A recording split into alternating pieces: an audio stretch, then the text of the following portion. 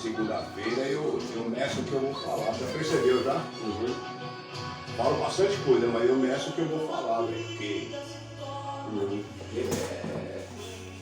Porque Porque sempre humano.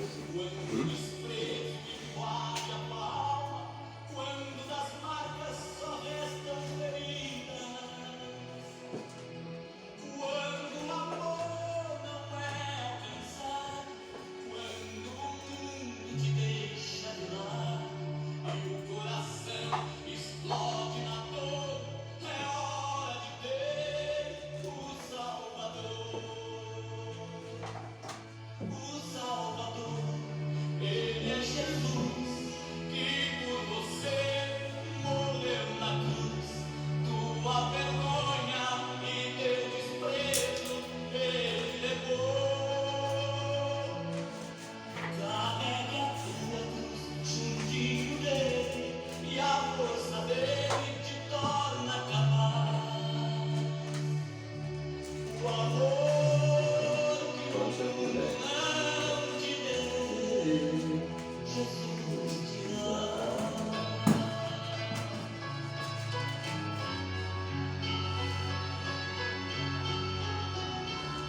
aleluia.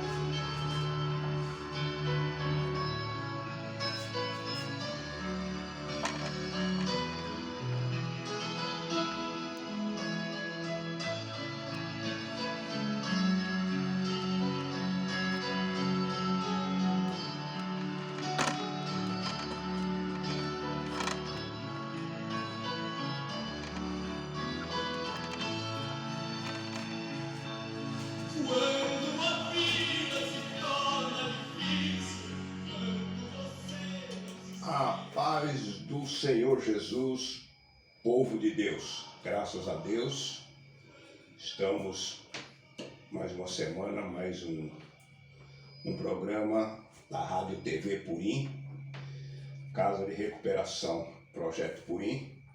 O programa E a Bíblia Responde. Estamos gravando para o YouTube e estamos pedindo, por favor, que os irmãos possam compartilhar nossos vídeos e também se inscrever no nosso canal. Dá o tal do like, né? Dá o tal do like. E ativar o sininho. E ativar o sininho aí para receber os novos vídeos.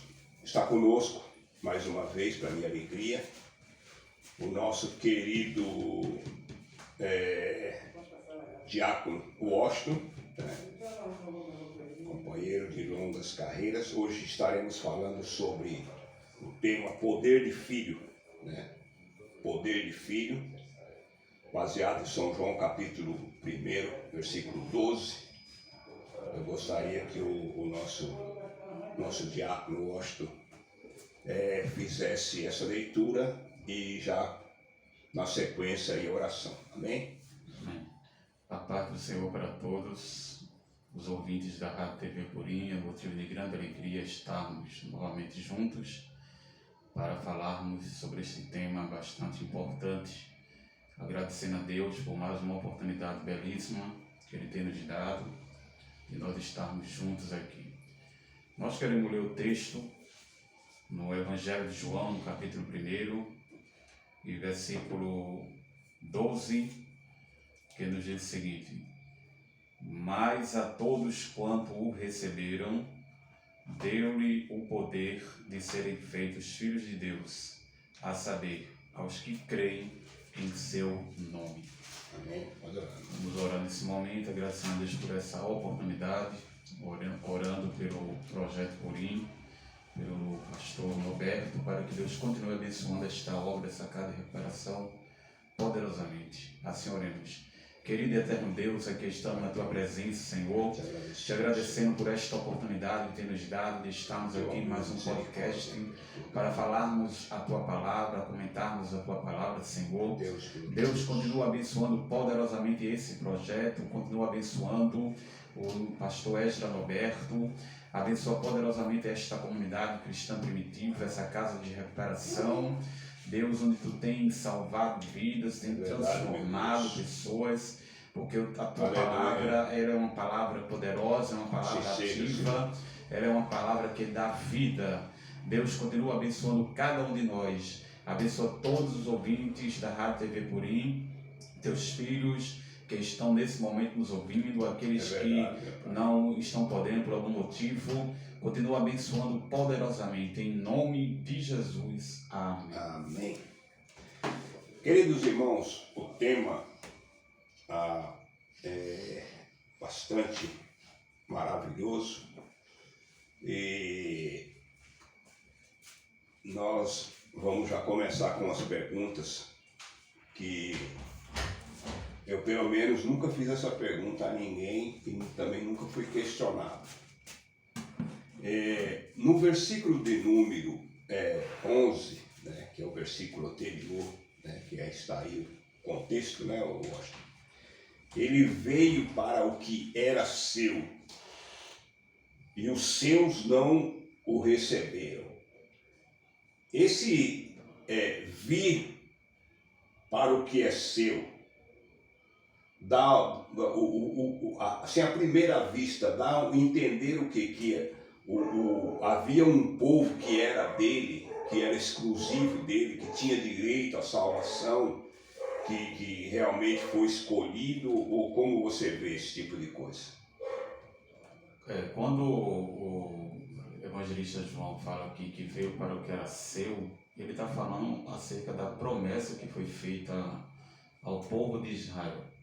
Porque quando nós analisamos o Antigo Testamento, a gente vê que Deus escolheu Israel para ser uma nação modelo, que através de Israel, Deus salvaria as outras nações. Então, esse pensamento que muitas vezes surge e ainda pendura na igreja, de que a salvação só era para Israel, não era para os gentios, ela não tem fundamentação escriturística. Porque, embora Deus chamou Abraão, que Abraão era gentil, quando Deus tirou ele de Ur dos Caldeus, mas Deus ele disse que através de Abraão, todas as nações seriam benditas em ti. Então havia sim um projeto de Deus de alcançar as outras nações. Claro que Deus ia começar com Israel e já veio de ser uma nação modelo, onde ele ia dar a lei, onde ele ia dar a promessa do filho dele que ia vir. Então começou tudo com Israel. Israel é o povo eleito nesse sentido. Não é que Deus tinha o propósito de salvar apenas um povo. Não, o propósito dele é salvar todas as nações. Então esse pensamento que muitas vezes até na igreja pendura isso, não, a salvação só era para Israel, como Israel rejeitou, caiu para os gentios. O gentio não merecia nada. Em última instância, se nós formos analisar as escrituras, a gente vai ver que nem Israel merecia. Ninguém merecia nada da parte de Deus. Verdade. Salvação é um ato de graça de Deus para todos os povos. Verdade. E Deus graciosamente salvou muitos gentios, né? O povo de Nínive mesmo, Nínive não tinha nada era totalmente gentios, né? Deus envia o profeta, né? Era a capital da Síria. A Síria era um povo que ficou conhecido na história como um povo belicoso, um povo que gostava de guerra. E Deus ele usou Jonas para poder levar uma mensagem para os ninivitas. E através daquela mensagem, que era uma mensagem de juízo, o povo acabou se arrependendo. Claro que Jonas sabia que Deus ia usar misericórdia, Jonas fugiu, correu. Eu quero aqui até trazer um ponto em relação a Jonas, que sempre é uma crítica, né? O pessoal critica muito ele. Não, Jonas fugiu porque Jonas não queria que o gentio fosse salvo. Só que Jonas, ele sofreu na mão de gentios, o povo de Israel. Então, é muito fácil quando a gente fala uma coisa que a gente não conviveu. Jonas sofreu muito, mas só que Deus tinha um projeto de salvar aquela nação. Então, Deus enviou Jonas, aquele povo se arrependeu daquela geração, Deus salvou. Os ninivitas tinham o costume de pegar os seus adversários, né? Os derrotados da guerra, e arrancar-lhe os olhos, né? Arrancar os olhos, enfim, mutilar a pessoa, né? Eles eram um povo muito belicoso, eles eram cruéis, né, com relação aos vencidos. Eles arrancavam a cabeça, óleos. As mulheres que cometiam aborto, eles matavam por empanação, eles eram cruéis. Terrível, né? Então, Jonas tinha razão em não querer ir para lá, né?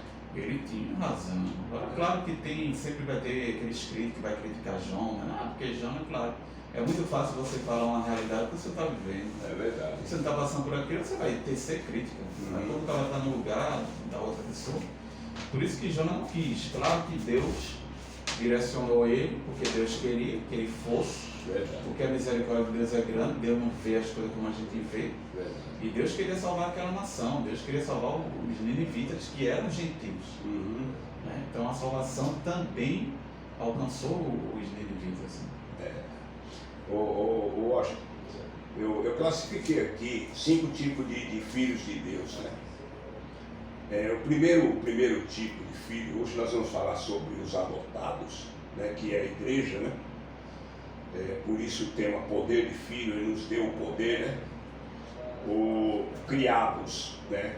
Os anjos entram na classificação de filhos criados. Jó capítulo 1, versículo 6, Jó também 2 e versículo 6, também Jó 38, 4 e também o 7, e aí está, eu estou citando, né?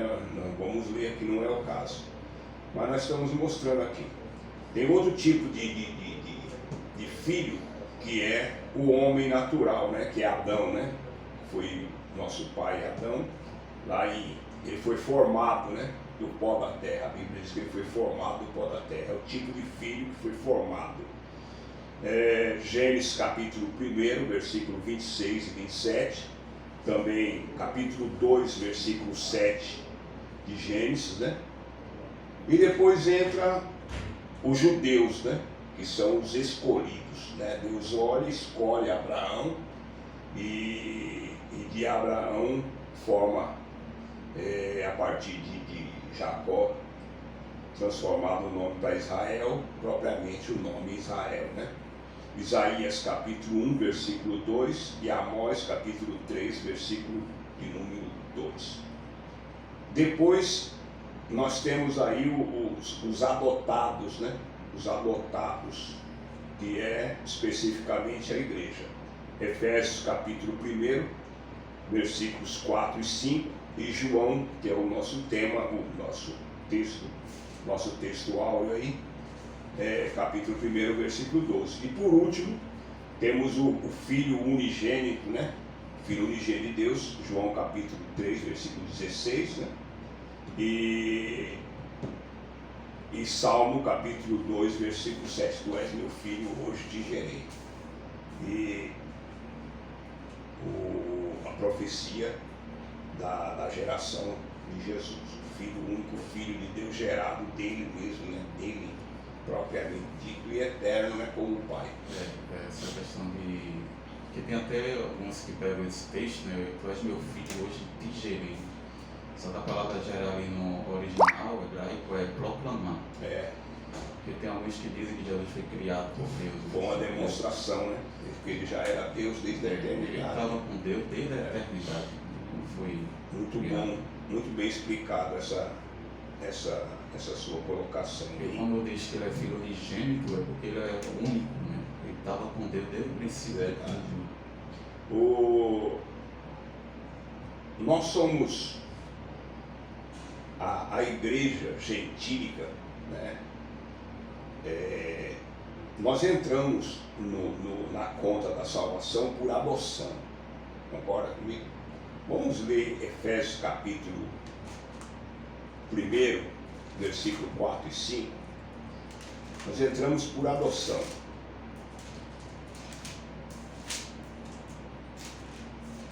Vamos ler o texto e fazer o comentário. Efésios 1, 4 e 5. Assim como nos escolheu nele, antes da fundação do mundo, para sermos santos e irrepreensíveis perante ele em amor, nos predestinou para ele, para a adoção de filhos por meio de Jesus Cristo, segundo o beneplácito da sua vontade. por adoção de filhos. Eu fiquei com essa última parte aí predestinado, escolhido. Tudo isso aí nós já comentamos no nosso comentário que nós fizemos sobre predestinação, né? Mas hoje nós estamos falando especificamente de filhos adotados. Quando você adota um filho, aquele filho, ele não tinha nada a ver com a família original. Você concorda comigo? Exatamente. Ele não tinha nada a ver com a família original. Todavia, nós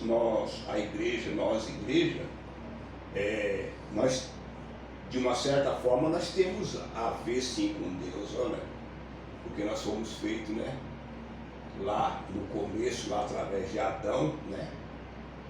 Que foi o primeiro homem formado, né? Filho de formação. Então nós somos a sequência desse. Então nós não somos assim muito alheios, né? No sentido assim de família, como uma família adota um filho, ele passa a ser e a ter todos os direitos de filho. Eu queria que você fizesse esse comentário sobre a responsabilidade de entrar na nova família e tomar posição de filho. Eu queria que você fizesse esse comentário. Quando a gente trata essa questão de filho de Deus, claro que efetivamente sempre vai haver aquele questionamento das pessoas que não são cristãs, que elas dizem também que são considerados filhos de Deus. Entretanto, nós temos que compreender que há uma diferença enorme entre ser criatura de Deus, porque Deus criou, e ser filho de Deus. Ou a adoção, ou a questão lá de Cristo e dos anjos, existe uma grande diferença. Então, quando a gente analisa e parte da premissa de que os gentios outrora todos estavam debaixo da condenação, estávamos distantes de Deus e fomos, através de Cristo, adotados, nós entramos para a família de Deus. Deus nos considera agora filhos, porque fomos adotados por Ele. Então nós estamos dentro desse patamar de ser filho de Deus. Porque Deus, Ele só considera filho aquele que lhe obedece. Então muitas vezes se cria uma confusão e as pessoas dizem: não, eu sou filho de Deus e tal. É criatura. Você é criatura de Deus. Filho de Deus. Você está obedecendo a Deus? Você está andando como Deus quer? Deus só considera filho aquele que anda como Ele quer. Como a gente vai provar isso? As Escrituras vão mostrar isso. Depois a gente vai até comentar lá em Hebreus, né, que fala. Então a questão de ser adotado para entrar na família de Deus é primordial. Primeiro, que nós estávamos mortos em nossos pecados. Correto. Fomos vivificados através do sacrifício de Cristo. E hoje nós estamos na família de Deus, somos considerados filhos de Deus por adoção e temos os mesmos direitos como também deveres com relação a Deus. Então tudo isso foi ato de graça de Deus, a graciosidade de Deus. Você sabe por que eu perguntei isso, Washington? Porque às vezes nós somos questionados, principalmente quando estamos evangelizando. Eu tenho que aceitar Jesus. O que é aceitar Jesus? O que é aceitar? Eu preciso aceitar Ele. É necessário aceitar Ele. É necessário aceitar Ele. Mudar de direcionamento, né? A palavra se converter, a palavra conversão é que você vai em um caminho e lá você muda de direção. Isso chama-se conversão, né? Então tem muitas pessoas que pensam que pelo fato dele ser filho natural através de Adão, ele acha que ele já é filho de Deus. Mas o apóstolo São Pedro, ele fala, com muita clareza aqui no capítulo 2, versículo 9, ele fala assim: mas vós sois a geração eleita, o sacerdócio real, a nação santa, o povo adquirido. Ele não está se referindo a Israel, está se referindo à igreja. Concorda comigo, Augusto? Para que anuncieis as virtudes daquele que vos chamou das trevas. Quer dizer, não estava. Você não estava numa posição boa, nem eu. E a igreja não estava numa posição boa. Nós somos chamados das trevas para a sua maravilhosa luz. E ele ainda fala, vós que no outro tempo não erais povo. Deus não considerava nós como nada, não. Nós éramos separados, né? Separados. Mas agora sois povo de Deus, que não tinhas alcançado a misericórdia, mas agora alcançaste a misericórdia. É lindo demais isso aí. Eu queria que você achasse para mim, eu sei que a sua memória é bem melhor do que a minha, eu já estou ficando com dor. Um versículo que fala sobre a família de Deus. Tem um versículo que fala a família de Deus. Eu não sei se é Efésios, e fala bem claramente, fala a família de Deus. Eu queria falar sobre família.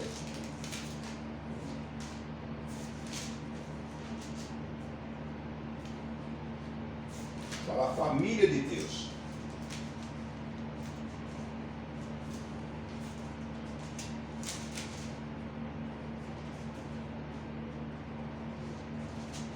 Não sei se você consegue achar.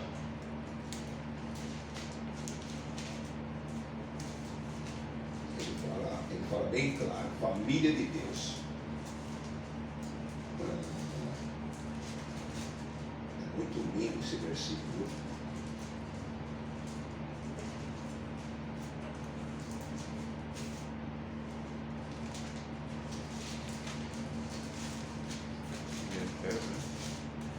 Se não me engano, acho que eu já vi esse versículo em Efésios. Fala a família de Deus.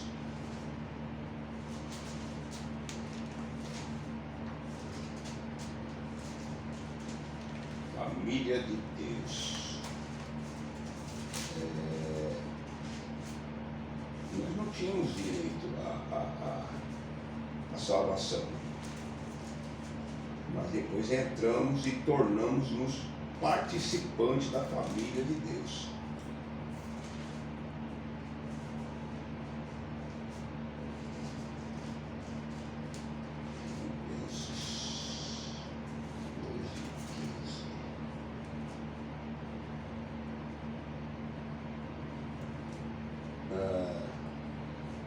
Eu vou ler aqui Filipenses 2:15. E ele fala assim, para que sejais irrepreensíveis e sinceros, filhos de Deus. Mais uma vez ele fala que filhos de Deus, inculpáveis no meio de uma geração corrompida e perversa, entre as quais resplandeceis como astros no mundo. Resplandeceis como astros no mundo. Por isso que Jesus falou assim, vós sois o sal da terra e a luz do mundo. Então as boas obras e o bom comportamento e o bom trato e a demonstração de uma vida renovada deve estar resplandecendo na vida do cristão. Concorda comigo, Augusto? Exatamente.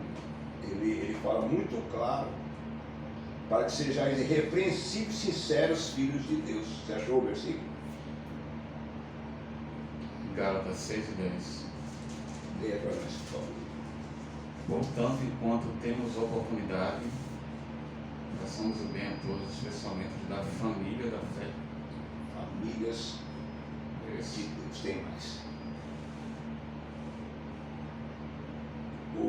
Você falou uma coisa, eu gosto, que nos leva a fazer uma diferença. Eu quero fazer uma colocação bem forte agora aqui, que Deus considera-nos filhos dele somente aqueles que o obedecem. Concorda comigo? Sim. Somente os que obedecem. Lá em Hebreus capítulo 12, quero chamar a atenção. E depois nós vamos fazer uma meditação. De 6 a 13, por favor. 12 de Hebreus. Porque o Senhor corrige a quem ama e açoita todo filho a quem recebe. É para a disciplina que perseverais. Deus os trata como filhos, pois que filho há que o pai não corrija?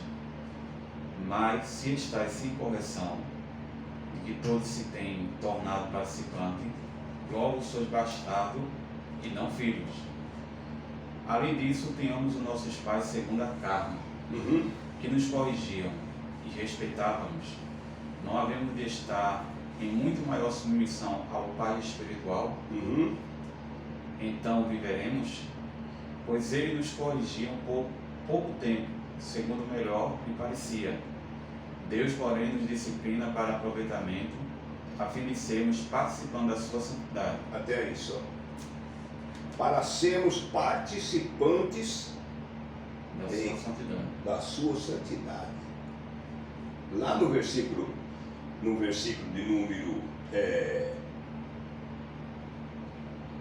número 6, a segunda parte do versículo, não sei se você se atentou para esse detalhe aí, ele fala assim: e açoita qualquer que recebe por filho.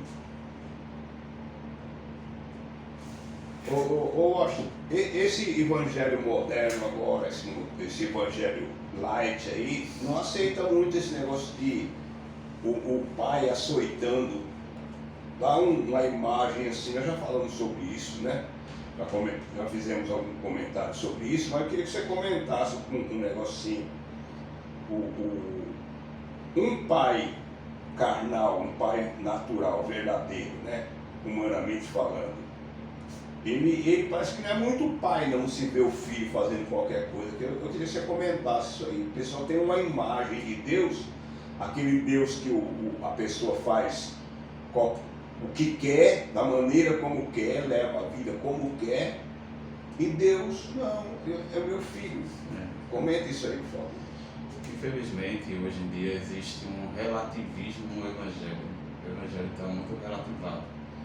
Existe aí movimentos, né, de pessoas que se dizem evangélicos, que querem destronar essa imagem de Deus como um Deus que disciplina. Claro que eles pegam até alguns textos lá do Antigo Testamento para dizer que aquele Deus lá não é o Deus do Novo Testamento, porque o Deus do Novo Testamento ele é um Deus mais amável, ele é um Deus mais gentil, ele é um Deus que fala de amor, enquanto o Deus do Antigo Testamento era um Deus que tinha uma severidade, que punia nações, que permitia que Israel entrasse e dizimasse outras nações, por exemplo, os cananeus. Então, essa visão que as pessoas têm hoje de Deus, de que Deus é um ser, é um pai que não disciplina ninguém, é uma visão totalmente equivocada. Totalmente. Hoje, o grande problema hoje é que o Evangelho está relativado. Eles relativaram o Evangelho, eles criaram aquele pensamento de que Deus ele é um ser tolerante. Que ele vai tolerar tudo que a pessoa faz e não vai disciplinar, não vai corrigir. Mas qual é o pai humano que vê o seu filho fazendo algo errado e não corrige ele? Então, qual é o pai que vê o seu filho no caminho do erro e não vai disciplinar? Claro que hoje tem aí um movimento, até leis sendo formadas aí, que o pai não pode tocar no filho, o pai não pode fazer nada, que é o Estado hoje que é mandar na família. Claro que a gente tem que ir de encontro àqueles que fazem maldade, né, que torturam seus filhos. Entretanto, a disciplina sempre esteve nas Escrituras, tanto no Antigo Testamento como no Novo. E o próprio Deus ele corrige.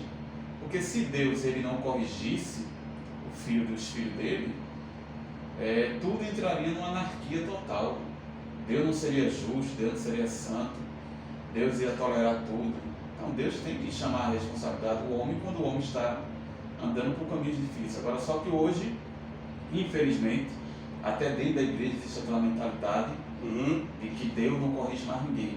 Entendi. Né? Deus não disciplina ninguém, Deus não corrige mais ninguém, Deus não é mais aquele Deus lá do Antigo Testamento, Deus agora é mais amável, aquele Deus do Antigo Testamento ficou para trás, e tem até alguns aí que dizem que o Antigo Testamento é arcaico, que é aquele Deus lá que dizimou lá no dilúvio, e só salvou 8 pessoas, é um Deus cruel. Só que por trás de tudo isso, as pessoas não querem entender que Deus é um Deus justo. Que aquelas pessoas que Deus trouxe a disciplina eram pessoas perversas. Eram pessoas que quebravam a lei dele. Eram pessoas que andavam em caminhos difíceis. Você já imaginou uma pessoa que quebra a lei o tempo todo, que mata, que rouba, que pinta o certo, não ser disciplinado, ser punido? Onde é que tem justiça nisso aí? Mas infelizmente as pessoas criaram essa mentalidade de Deus. Washington, nós estamos naquela observação que você fez, que filho é aquele que obedece. E se filho é aquele que obedece, então, partindo dessa premissa, eu posso tanto ser filho de Deus como ser filho do diabo. Vamos ver João capítulo 8, versículo 44, parece, né? Não, mas não é aqui para brincar, não, aqui veio. 8:44. É forte esse versículo.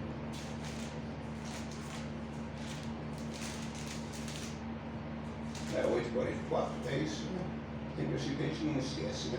Vós sois do diabo, que é o vosso pai, e quereis satisfazer os desejos. Ele foi homicida desde o princípio, e jamais se firmou na verdade, porque nele não há verdade.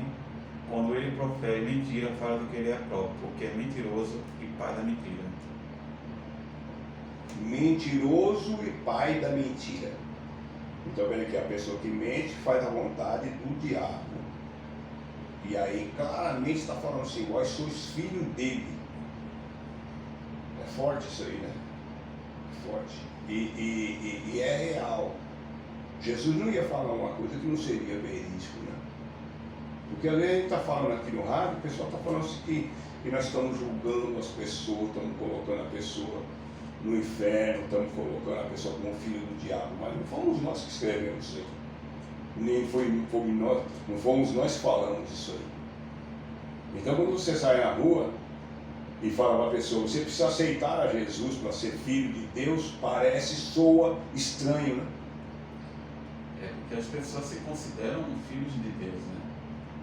Tem aquele pensamento deles em ser filho. Só que as Escrituras apontam que filho de Deus é aquele que obedece a Deus, aquele que anda, né, pela palavra, e não uma pessoa que diz: eu sou filho de Deus, e não faz o que Deus quer, faz coisas que Deus não se agrada, anda por caminhos tortuosos, caminhos difíceis. Então a gente vê que realmente essas pessoas não podem ser consideradas filhos de Deus. Então esse que é o ponto forte do nosso podcast aqui. É esse questionamento que as pessoas não gostam de ouvir isso. Por isso que o Evangelho ele precisa ser pregado como ele é. Correto, Rocha?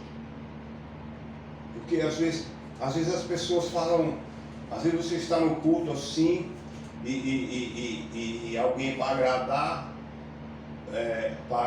alguém, mas todos nós somos filhos de Deus, não sei o que. Não é por aí, não é não. Está mentindo. Aquelas mensagens motivacionais pregadas até por muitos pastores aí que são coaches, né, que pregam aquela mensagem de motivação. Quando eles pregam aquela mensagem, eles vão englobar todo mundo ali, né? Como se a pessoa que não está fora do Evangelho também fosse. Tem que ser incoerente, porque a palavra não demonstra isso, não é isso que a Bíblia diz. Eu queria que você pegasse aquele texto de Atos dos Apóstolos de Cornélio, capítulo 8 ou 9. Às vezes o que nós vamos ensinar agora? Porque Capítulo 10. É 10, né? Hoje eu queria que você lesse, né? que você lesse, sim, bem claro, até o versículo de número.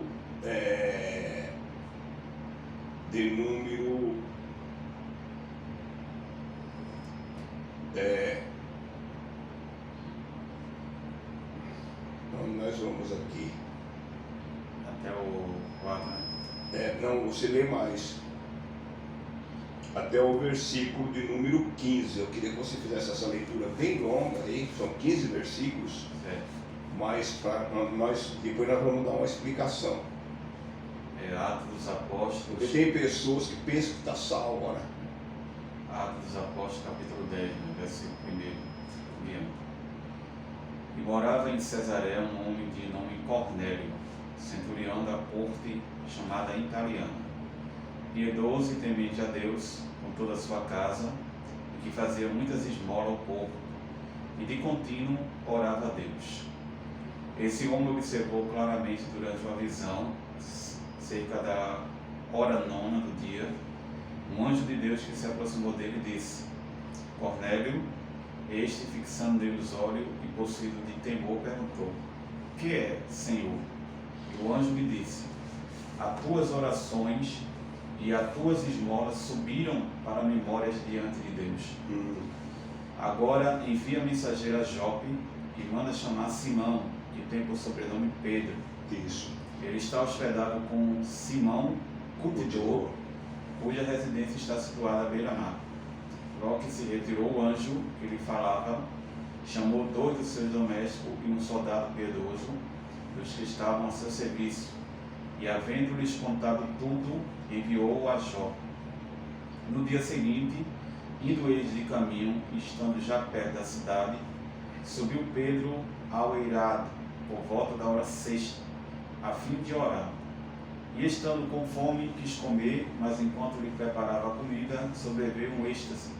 Então viu o céu aberto, e descendo um objeto como se fosse um grande lençol, o qual era baixado à terra pelas 4 pontas, contendo toda sorte de quadrúpedes, répteis da terra e aves do céu. E ouviu uma voz que dirigiu a ele: levanta-te, Pedro, mata e come.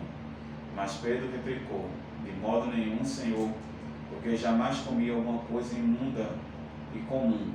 Segunda vez, a voz lhe falou: ao que Deus purificou, não considere comum. Sucedeu, pois, isso 3 vezes, e logo aquele objeto foi recolhido ao céu. Até aí. Washington, nós vamos falar de duas colocações.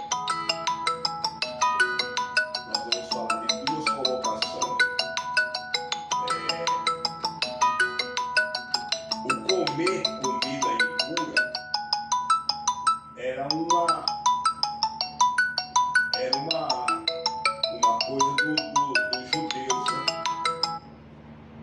Era um negócio dos judeus em não comer, né?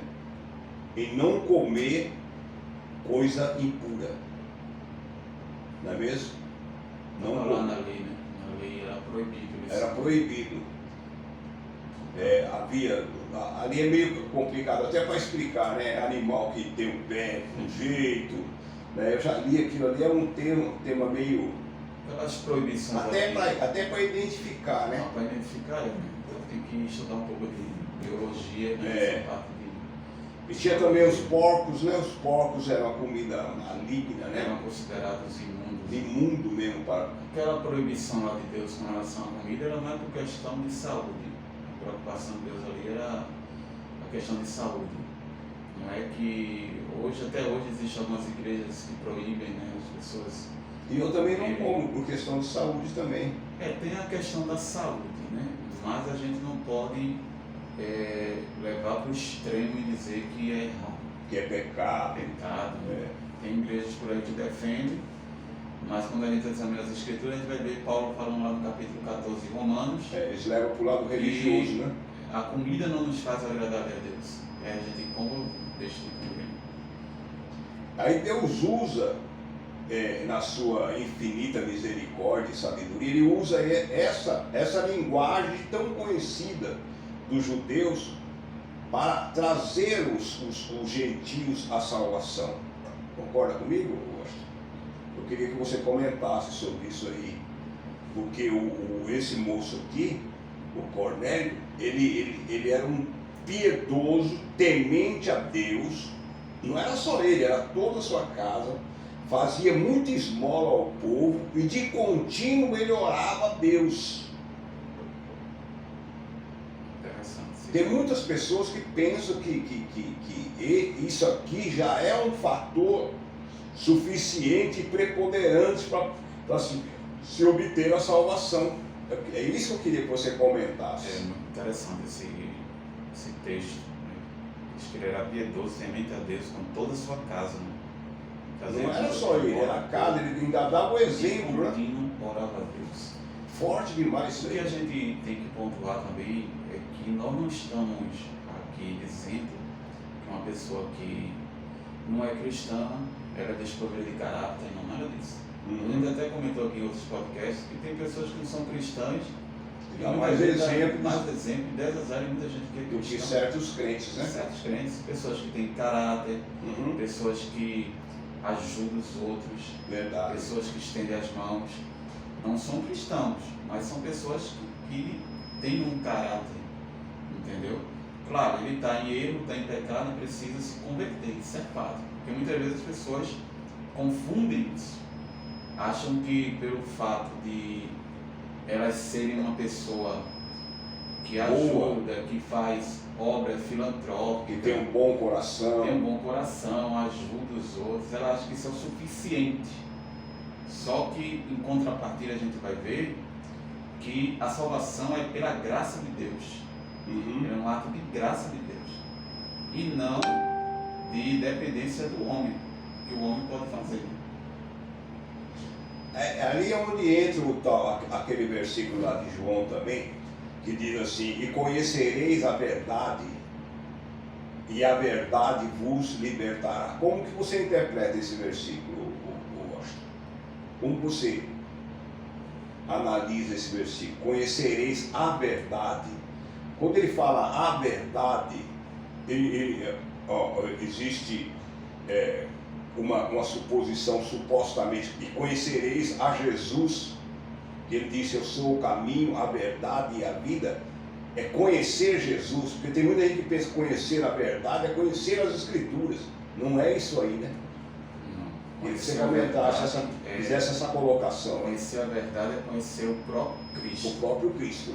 Embora as Escrituras contenham, é a palavra de Deus, não contendo, ela é a palavra de Deus, mas tem muita gente que conhece as Escrituras, de Gênesis e Apocalipse. Mas Jesus disse: conhecereis a verdade. Ele mesmo, o verbo, porque de nada adianta a gente conhecer as Escrituras e não ter uma experiência com ele, com a verdade na prática. Porque tem muita gente que conhece a Bíblia de Gênesis e Apocalipse, mas não anda por ela.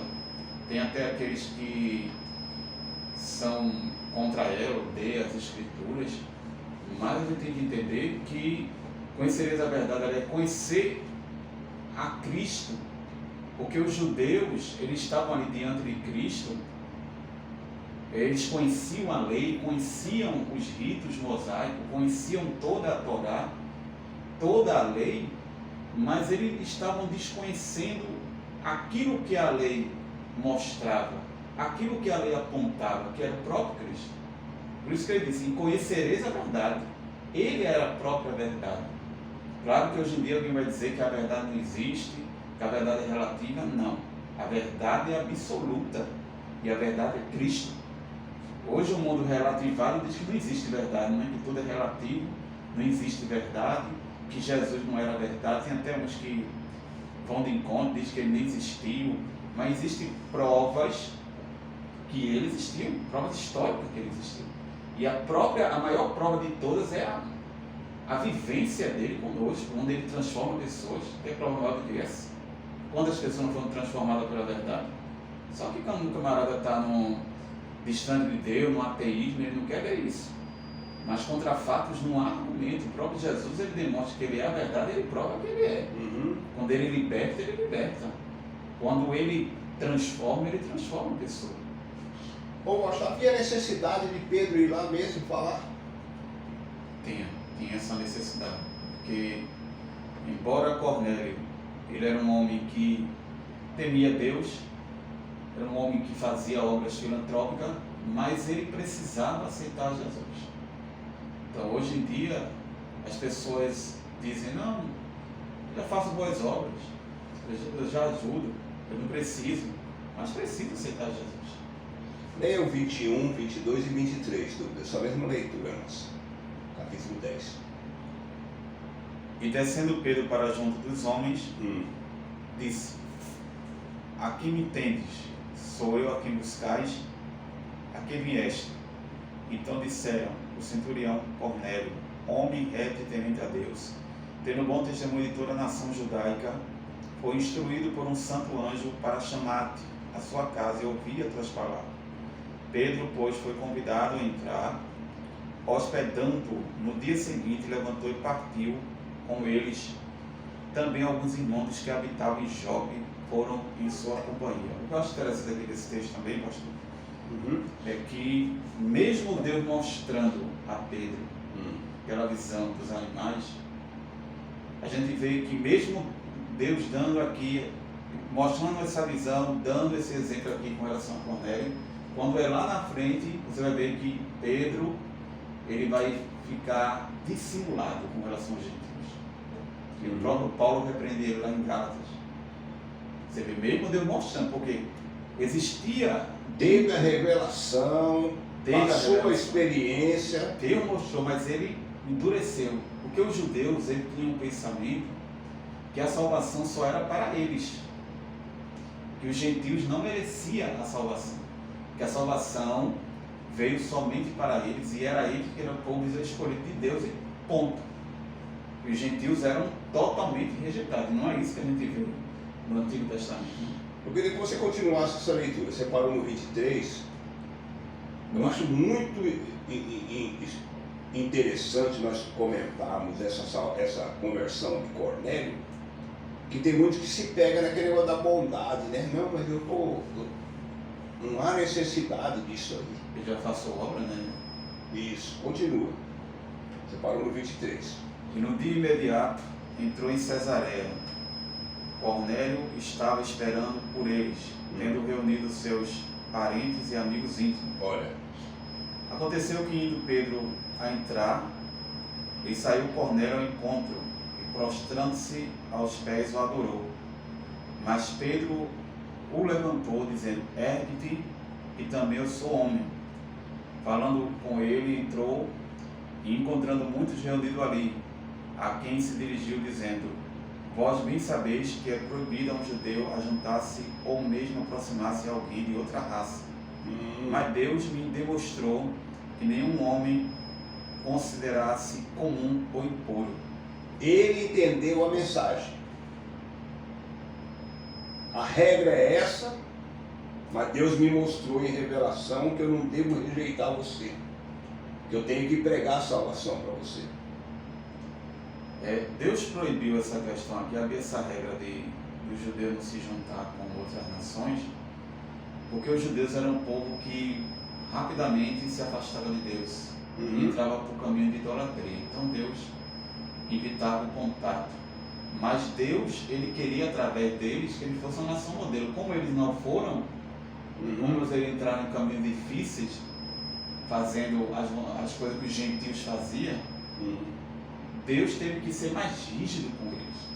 Mas a gente vê aqui que ele teria que considerar que Deus não considera ninguém comum e imundo com relação à salvação. Com relação à salvação. A salvação era para todos. Deus não ia criar uma classe específica de pessoas. Todos quanto receberam, deu-lhes o poder de serem feitos filhos de Deus. Exatamente, isso que nós estamos estudando. E não apenas aquele um povo escolhido, Israel, né? E a salvação só era através dele, a salvação só era para eles, não. É verdade. Continue dizendo aí o 29. E por isso, uma vez chamando, vim sem vacilar. Pergunto, pois por que razão me mandaste chamar? Respondeu Cornélio, faz hoje 4 dias que por volta desta hora estava eu observando em minha casa a hora nona de oração. E eis que se apresentou diante de mim um varão de vestes resplandecentes. Olha o anjo. E disse: Cornélio, a tua oração foi ouvida e as tuas esmolas lembradas na presença de Deus. Interessante isso assim. Manda, pois, alguém a Jope a chamar Simão, por sobrenome Pedro. Olha aí. Acha-se este hospedado em casa de Simão, curtidor, à beira-mar. Portanto, sem demora, mandei chamar-te, que quiseste bem vir. Agora, pois, estamos todos aqui na presença de Deus, prontos para ouvir tudo o que te foi ordenado da parte do Senhor. Foi a mesma coisa de falar assim: Pedro, entrega a mensagem que Deus te mandou entregar. Então, tem pessoa, o que nós estamos colocando aqui hoje, que as pessoas, eu sei que isso aqui vai ser ouvido por muita gente, que tem muita gente que pensa que a salvação é alcançada fora do Evangelho. Mas não é alcançada fora do Evangelho. A salvação não é alcançada fora do sacrifício de Jesus Cristo na cruz do Calvário. Não. Concorda comigo? Concordo. E ele quer abraçar todos. Porque na sequência que você vai ler aí, a pregação de Pedro, eu queria que você lesse o que Pedro pregou. Vê que coisa. Então falou Pedro, dizendo: Reconheço por verdade que Deus não faz acepção de pessoas. Está vendo aí? Pelo contrário, em qualquer nação, aquele que o teme e faz o que é justo, ele é aceitável. Esta é a palavra que Deus enviou aos filhos de Israel, anunciando-lhe o Evangelho da paz. Por meio de Jesus Cristo, este é o Senhor de todos. De todos. Vós conheceis a palavra que se divulgou por toda a Judéia, tendo começado desde a Galileia, depois do batismo que João pregou. Como Deus ungiu a Jesus de Nazaré com o Espírito Santo e com poder, o qual andou por toda parte fazendo bem, curando a todos os oprimidos do diabo, porque Deus era com ele. É maravilhoso, não é, Rosta? É maravilhoso. Depois nós vemos a sequência aí no capítulo 44, né, que o Espírito Santo desce sobre eles, né? Eles se convertem e são batizados com o Espírito Santo. Concorda comigo? Exatamente. E Pedro fica maravilhado, né? Pedro maravilhou-se que o dom do Espírito Santo também fosse derramado sobre os gentios. É a abertura é a abertura do Evangelho de uma forma bem explícita para os gentios aí, concorda comigo? Exato.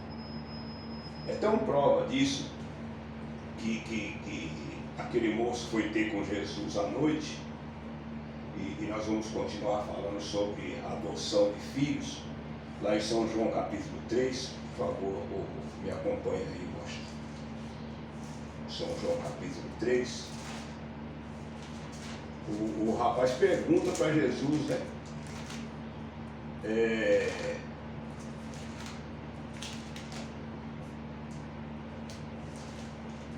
Ele pergunta, ele começa logo querendo agradar, né? Mestre, bem-vindo, porque ninguém pode fazer esses sinais que tu fazes se Deus não for com ele. Jesus não perde tempo, né, de estar explicando se ele era realmente filho de Deus, se ele podia fazer milagre, nada, não, ele já vai logo direto, né? Por isso você continuasse aí. Ele chega logo elogiando Jesus, né? João 13, primeiro. Havia entre um fariseu um homem chamado Nicodemos, um dos principais judeus. Este de noite foi ter com Jesus e disse: Rabi, sabemos que és mestre vindo da parte de Deus. Olha, já chega elogiando. Porque ninguém pode fazer estes sinais que tu fazes se Deus não estiver com ele. A isto respondeu Jesus: em verdade te digo, se alguém não nascer de novo, não pode ver o reino de Deus. Perguntou Nicodemos: como pode um homem nascer sendo velho? Pode, porventura, voltar ao ventre materno e nascer a segunda vez? Respondeu Jesus: em verdade te digo, que não nascer da água e do Espírito não pode entrar no reino de Deus. Não pode entrar no reino de Deus. Esse reino de Deus aí é a salvação em Jesus Cristo, né? Exatamente. Porque tem muitas pessoas quando falam de reino, pensam que é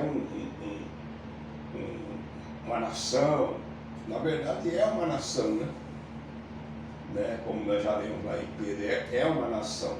Mas é uma nação oculta, né? Que tem filhos de Deus em todas as igrejas, todas as denominações. E em todo lugar, e em todo canto. Esse é o reino de Deus. Mas o que precisa fazer para se entrar nessa família e nesse reino? Precisa nascer de novo. Correto? Exatamente. Você conhece o Filho de Deus quando ele passa a praticar coisas que são de Deus, né? Que são de Deus. Se continua praticando coisas que não são de Deus, ele não recebeu, ele não entrou na família ainda, né? Ele pode ter um cartão de membro de uma igreja, pertencer a uma denominação, a uma instituição religiosa, não significa nada, né, Washington? Concorda comigo? Nada se a pessoa está de forma contínua desobedecendo a Deus. Claro que alguém pode até questionar e dizer, mas vocês são cristãos, são perfeitos. Não, a gente está falando aqui de perfeição. Porque o cristão, ele pode falhar. O que nós estamos falando é a questão da continuidade. Tem pessoas que se dizem ser filho de Deus, mas continuam no erro o tempo todo. Embora o cristão, ele é passivo de erro, mas ele não vai viver continuamente errando. Ele vai procurar acertar, ele vai procurar obedecer a Deus, mesmo que alguma vez ele deslize, ele vai procurar pedir perdão, diferente da pessoa que está sem Deus, que vive no mundo e de forma contínua ele vive desobedecendo a Deus e não quer observar a lei de Deus. É isso que a gente tem que entender. Romanos capítulo 8, versículo 14 a 16. Romanos 8, 14 a 16. 14 a 16.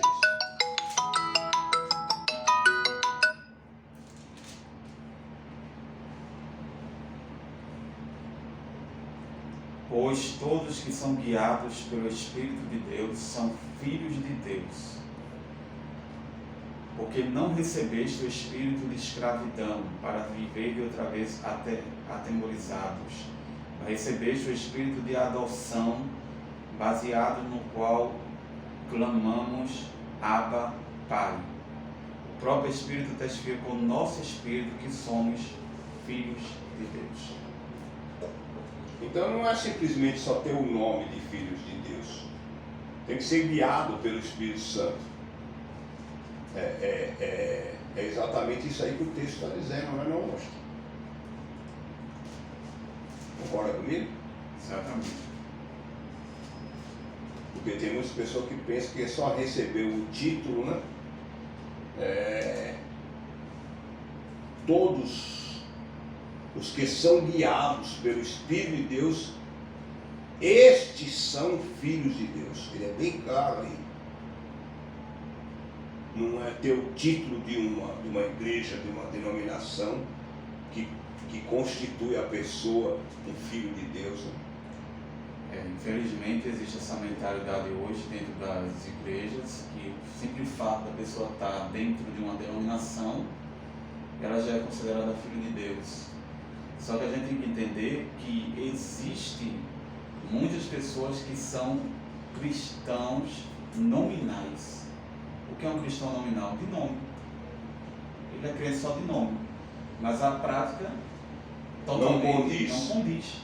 Ele é crente só na igreja. Ser crente na igreja todo mundo é. Eu quero ver se ele é crente no trabalho, se ele é crente na faculdade. Então a pessoa acha, não, eu estou na igreja, então eu sou filho de Deus porque eu estou na igreja.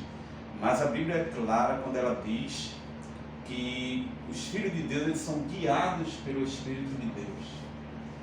Mesmo que ele venha a falhar, porque ninguém é super crente, mas ele não vai viver continuadamente no erro. É isso que a gente tem que deixar claro aqui. Porque alguém pode até questionar e dizer, não, mas vocês que são cristãos, tem pessoas que se dizem cristãos, mas são piores, não sei o quê. Nós não estamos falando com relação à questão de perfeição. Nós estamos falando com relação à questão de guia, de estar andando, procurando andar pela palavra. Porque mesmo que a pessoa fale, mesmo que a pessoa erre em alguns pontos, ele é perfeito, a própria palavra diz que aquele que diz que não peca está pecando, mas ele não vai viver continuadamente o erro. Verdade. Esse é o detalhe. Ele não vai viver errando continuadamente, como muitas pessoas que dizem que são filhos de Deus e vivem fazendo o que Deus desagrada de forma contínua. Exatamente. Lá nós já lemos ali em Hebreus capítulo 12, versículo 11. Eu acho que tem mais alguma colocação meia forte aqui. Hebreus 12, 11, vamos ver o que está dizendo.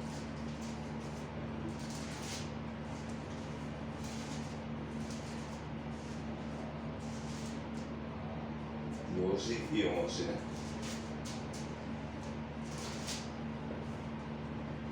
O que diz aí, hoje? Toda disciplina, com efeito, no momento não parece ser motivo de alegria, mas de tristeza. Ao depois, entretanto, produz fruto pacífico, ao que tem sido por ela exercitados, frutos de justiça. O texto aí, quando se fala de disciplina, qual é uma outra palavra mais próxima aí de disciplina? Correção. Porque tem muito crente que pensa em disciplina, pensa naquela disciplina, que a pessoa pecou e foi disciplinada, não é isso, né? Não. É o Senhor corrigindo, né? Colocando, trazendo a pessoa para aquele lugar que Ele quer que a pessoa esteja, né? É dessa maneira que você vê essa palavra aí, disciplina. E por que a pessoa, a pessoa não gosta da disciplina? Você tem uma ideia? Porque eu gosto. Geralmente a pessoa, quando está no erro, no pecado, ela não vai aceitar ser chamada à responsabilidade. Ser corrigido.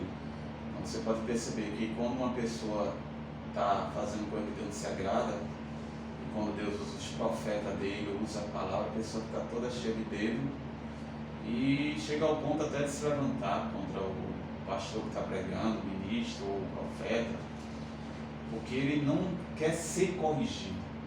Mas as Escrituras ela é clara quando ela diz que Deus só aceita como filho aquele que suporta a correção. Portanto, se a pessoa está sem correção, se a pessoa não quer aceitar a correção, veja o que o escritor diz. Deus não trata como filho, mas como bastardo.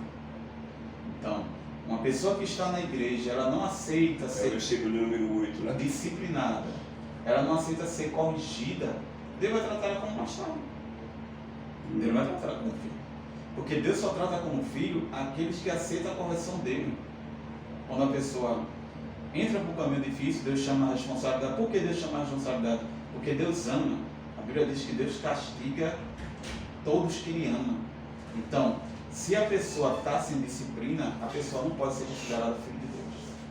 Não pode. Correto. Mesmo que está dentro da igreja, mas se não aceita a disciplina, não pode ser considerado filho de Deus. De forma alguma.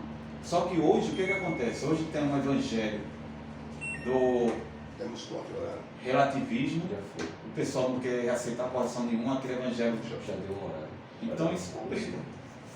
Isso complica. Vou fazer um ciclo agora. Já completou uma hora agora, certinho. Pronto, certinho, então nós vamos dar um tempo. Muito bom, eu gosto. Vamos só terminar esse pensamento aqui.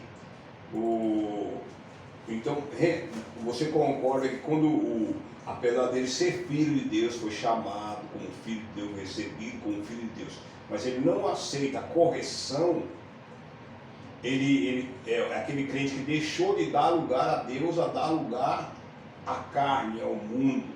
ao pecado. É isso que você quer dizer. É Exatamente. por isso que ele fica incomodado com a correção. Exatamente. É isso que nós estamos Isso. concluindo aqui? Exatamente. Muito bem. Deus abençoe. Estaremos para a segunda parte.